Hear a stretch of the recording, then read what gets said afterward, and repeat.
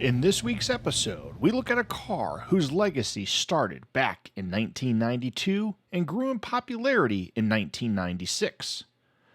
In 2003, it would return to its convertible style, much to the dismay of hardcore Viper fans known as Viper Nation.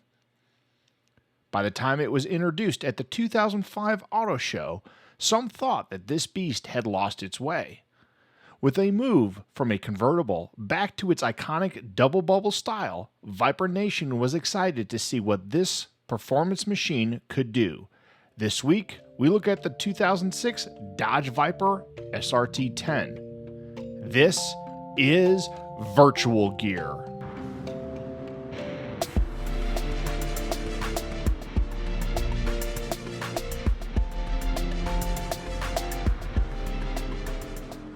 Initially conceived in the late 1980s at Chrysler's Advanced Design Studios, the Dodge Viper had a nearly 30-year history before production was ended in 2017. As they were owned by Chrysler at the time, Lamborghini helped with the initial design of the V10 engine for the Viper. This car would explode in popularity in 1996 with the second iteration Viper, codenamed SR2. Dubbed the Double Bubble, the roof featured sections that were slightly raised to look like bubbles to accommodate the usage of helmets. However, much to the chagrin of Viper Nation, in 2003, the Viper would take on an old look. Now looking more like the initial Roadster version of the Viper, the second generation Viper was not well received by hardcore Viper fans. Dodge took this cue, and at the 2005 Detroit Auto Show, they introduced the 2006 Dodge Viper SRT10 Coupe, complete with the return of the loved double bubble. This beast housed a 506 cubic inch, 8.3 liter heart beneath its hood that pumped out nearly 510 horsepower and almost 535 pounds of torque, with a 0 to 60 time of under 4 seconds and a 0 to 100 time in the low 12-second range. And coupled with the return of the double bubble roof, this version of the Viper was looked at with great excitement. And while the interior was not a cookie-cutter interior, it was designed from the ground up, it did feel a little bland. The gauges are okay, but the rest of it just feels less than. It's not a bad looking inside, but it just doesn't hold a candle to some of the other cars at this time. So just a couple of things while we look at the fastest lap. First, I think now we have gotten enough experience here, and the last couple of weeks, including this week, we have not needed to do 10 laps of a test period and then 10 laps of our time trial period. We just did 10 laps period. We kept getting faster with this car, a lot like last week's car with the Corvette ZR1. This car really felt good. It felt like we did not need to baby it around a lot of the turns or any of the straightaways. There are times where maybe you're on the edge of getting out of control, but this car does a good job of sticking to the track. I will say, if I have a downside for this car, and I'll talk about it more a little bit later, but the downside for me is the stock brakes. While we do get up to 160 on the back straightaway, we are having to brake at the 300 meter board, not the 200 meter board like we did last week. So the brakes feel maybe not sufficient enough for this vehicle. Also at this track, we're not really able to get it all the way up to 6th gear. This car does have a 6-gear transmission. We could either stay in 4th on that back straightaway or go into 5th, and I'll talk more about it later when I race the Sophie AI. But overall, this was a good car that kept getting better each lap, and we ended up with a time of 1 minute 23.674 seconds. And I'll come back to you guys here in a little bit, but I want you guys to listen to this car, and then we'll come back with some final thoughts before we send it down to trackside.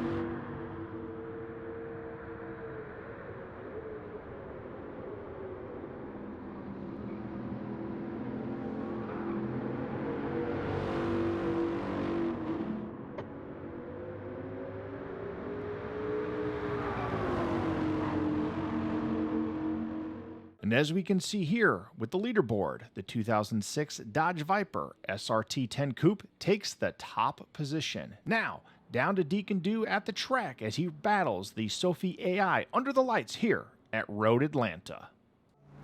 Thanks, Deacon Dew. We are on the in-car headset, and we're going to start in third gear. Again, because this is a stick shift, we are using the stick shift on the rig.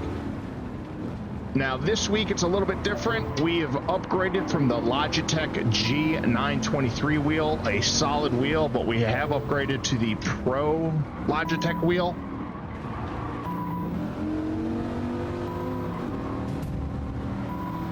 That Lambo came out a little wide, but that's all right.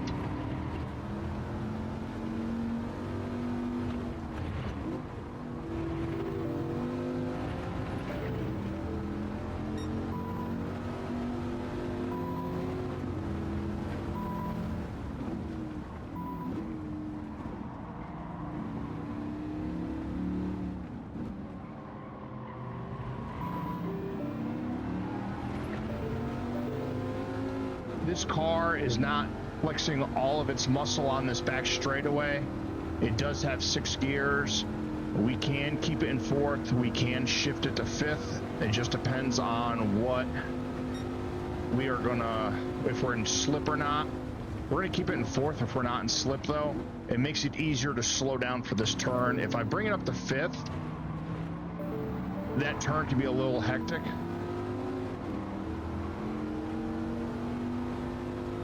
We have been finishing somewhere between fourth and second place, which is where we're hoping to finish. I'm hoping to get a time better than we did with the Corvette, and we'll check with Deacon Dew in the studio once we finish this race. This car has been very stable on almost all of these turns. The one turn I would say it's not quote-unquote stable is possibly the end of the S's. Much like the Corvette last week, that turn wants to throw me left at times. I don't want to be on the outside. Dang, that AI is not wanting me to pass.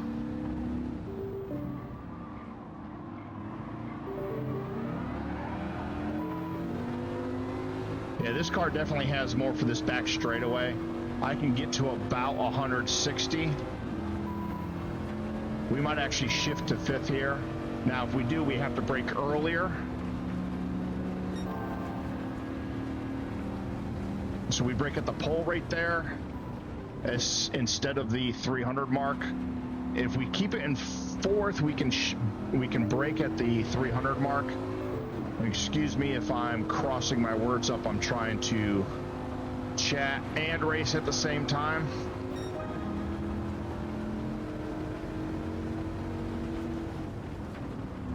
We want to bring it down to about 90 or so here, maybe 95.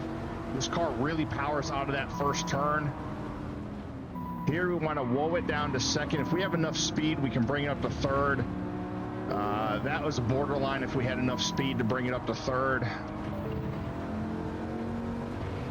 I'm trying to be patient here. We can throw it around that turn right there, entering this straight right here. Wow, that car is just flying. We brake at the 200 marker here, bring it down to second for a second, up to third, bring it down to second again, and we overdrove that turn. Yeah, that car is going to blow us away.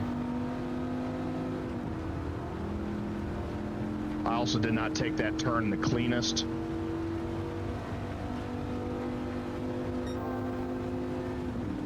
Looks like we're going to settle in around second place unless we can get a good run here, which is possible. Nope, not enough.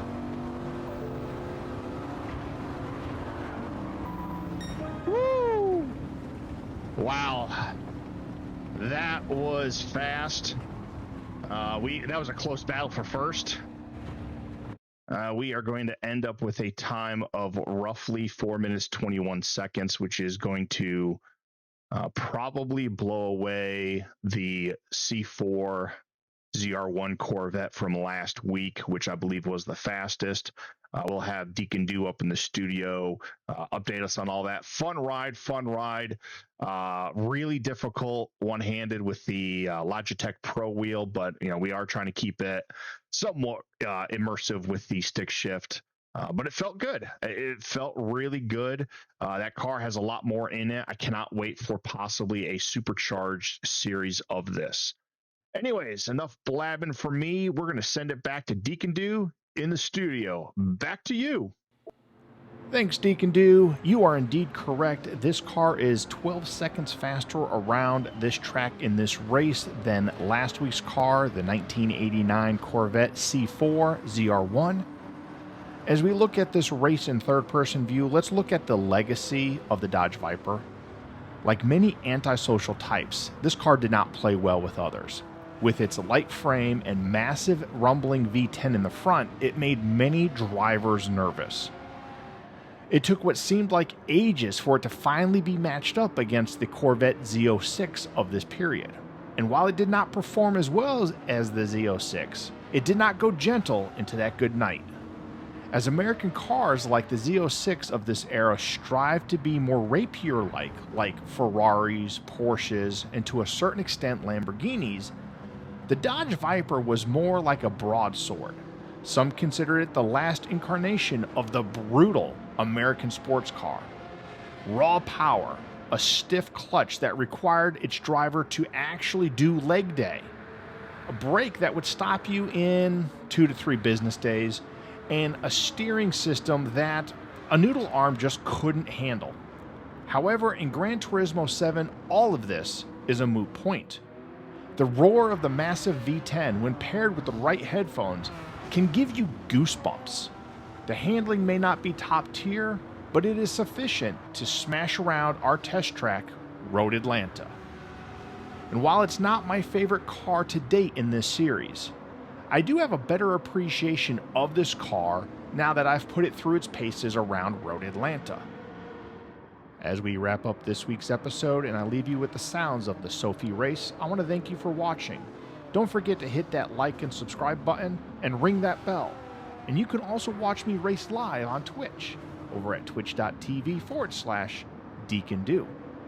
You can also give me a follow on X or Twitter or whatever you want to call it, and you can vote on next week's episode, which will be an American car from the 2010s. And until next time, make sure you all take care of yourselves and each other and have a blessed day.